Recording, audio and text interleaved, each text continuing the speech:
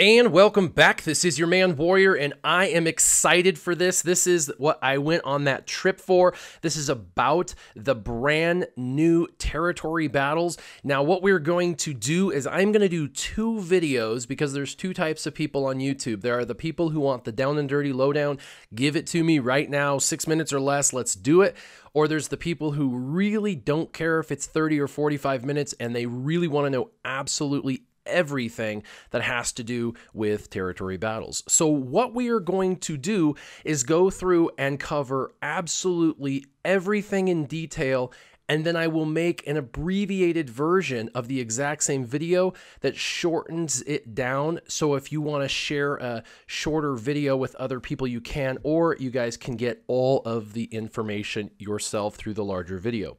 Now, the shorter video is going to be basically just 4 steps to completing the territory battles. Very simplistic. This is easy. You guys do not have to stress about this. Whether you're a guild of 5 people or a guild of 50 people, you will be able to A, participate, B, get rewards, and C, enjoy this new aspect of the game as you develop and grow as a team. So let's get started. The first thing you're going to do is go into the guild cantina to the left. And if you're the leader, you're going to launch the new guild event that is just to the right of the raids. It's like a hollow table planet of Hoth. If you are a member, you will enter by clicking onto that hollow table planet Hoth. Now, to help you with getting your guild optimized and getting those 30+ individuals, there is a brand new feature. If you look to the top right, you will see C3PO, and he now has an advanced search. You can search basic or advanced. Under basic searches, you can find members, find them under their galactic power, or find team under the amount of raid points. Now you can also click advanced, and you can find your ally guilds. You can find invite only. You can find them by the member, or you can find them by their galactic power. This is going to help drastically to improve the ability to find and gather individuals into a guild. So when you are deciding which guild to join, you will be able to find the right guild and get in there and be able to participate. You'll be able to also get gear that you need, critical gear pieces that you need that are more important, and it's going to offer better gear than other previous stores. And it's going to have character shards and ship shards, just kind of like the ship currency does now. It's going to function very similar to ship's currency.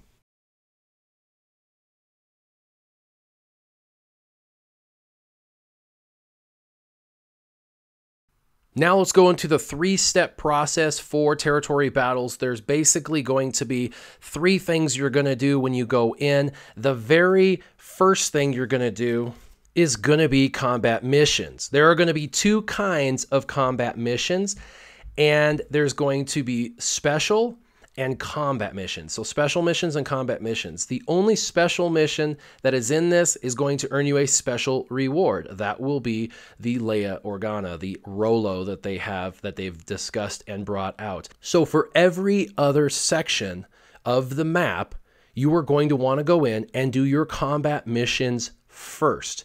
There is a star requirement for these combat missions, and for phases 1 through 6, the way it works is the star rate is basically just bumped up 1. So in phase 1, all your characters have to be 2-star or above. For phase 2, they have to be 3-star or above. For phase 3, 4-star, so on and so forth until you get to phase 6, you will have to have all 7-star characters. So that is how that works for the combat missions. I'm going to give you a pro tip on these combat missions. When you go into a combat mission, after you've selected your characters and you go in, you cannot retreat. This is not like Galactic War. Once you're in, you must complete until all characters are dead, or you have completed it to the end. Do not get out, or you lose the characters and you lose all the territory points potentially earned. So all these combat missions from phase 1 through 6 will get progressively harder, but in each phase they get progressively harder. for the majority of your territory battles. You've done your combat missions first, and you've completed all of your combat missions, whether that be 2, 3, or 4 combat missions. Complete them. Once you're done with them, those characters that were utilized in those combat missions will also be deployed.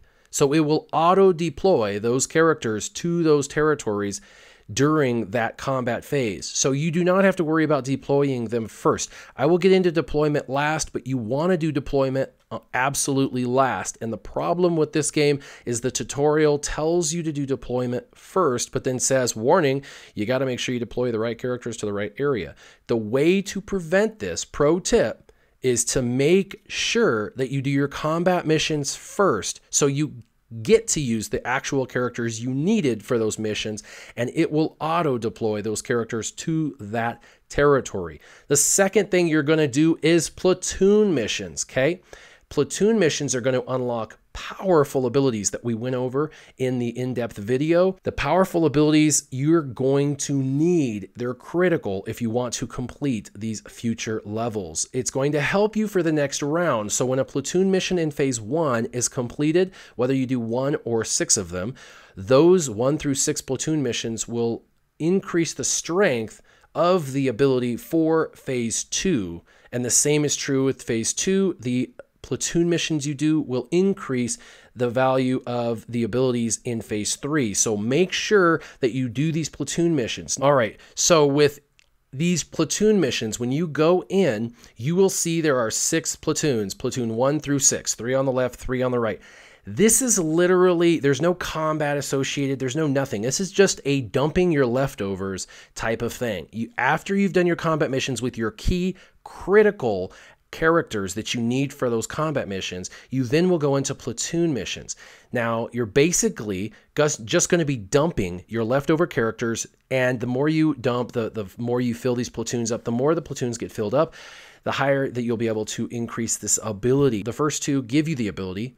The next 2 that are at 15 of 15 will give you the second level of that ability. And if you do all 6, 15 of 15, you get 3 out of 3 on that ability. You max that ability out for the next phase of territory battle. You do want to check first platoon missions every time, and this is why you may need a specific character dumped in your platoon mission to dump characters that you're not using in your combat missions into your platoon. You can only make 10 contributions per platoon. So if you want to go in and just dump all your characters in because you're not going to do combat missions, and your aspect of this is just filling out the platoon for your team, or you've already done your combat missions and now you just want to dump everybody you have, you can only put 10 in each one. All right, now to the third thing you do your combat missions, special first if possible, then you go to your combat missions, then you go to dumping your excess leftovers off into the platoons to fill them up to give you an ability for the next round. The last thing you'll do is deploy. So deployment will be last, and it will be literally the leftovers of the leftovers. These are all the characters that couldn't even be used in dumping into your platoons. They're your dark side characters. They're your low level characters. They're all the junk that you have that you don't need. You're going to get territory points for them by deploying. You can get Yoda out of the store pretty quickly. You can also get Leia relatively quickly from 2 to 3 months out by farming her through that bottom special mission. But a lot of people don't know how you get Han Solo. Well, Han Solo is going to be the easiest of them all.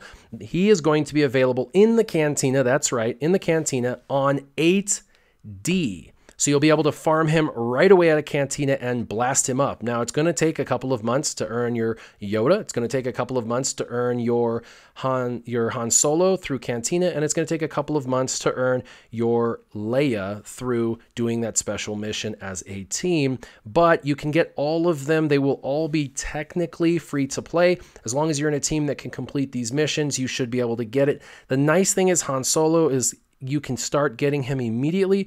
Also with Yoda, you can start buying him out of the store immediately. And Leia, you only have to be able to get to phase 3. The majority of teams, 85% of teams out there, should within the next month or so be able to get to phase 3 pretty confidently once they know how this plays out. So Also with ships, you will need 6 starships to compete in the combat phase of Phase 6. And also to drop in the Platoon mission, you will need to have 7-star ships to dump in there. So that are the phase progressions and the requirements. Hoth Rebel Scout, Hoth Rebel Soldier, both are needed. A 5-star Rebel Soldier max, a 6-star Rebel Scout max, a 6-star Commander Luke max, Phoenix at 6-star, Han Solo and Leia Organa, the new ones, at 7-star, Rebels 7-star, at least 5 of them, and Rogue One only 7 stars. That's everything you would need from start to finish. So pretty cool, not the end of the world. This is very easy. This is kind of like a 3-day raid. You have 3 things you need to do. You go in, you go ahead and do your battles. The battles should only take about 5 to 10 minutes, not too long at all. You'll then dump a couple excess characters into platoon missions, and what you don't dump into platoons, you'll just dump 50-50 into the territories through deployment. Then you're done. If you're strategic, you can go in the last 30 minutes right before that phase ends and the first 30 minutes of the next phase, and each day of those 3 days, you'll only have to play for 45 minutes to an hour maximum in that period of time.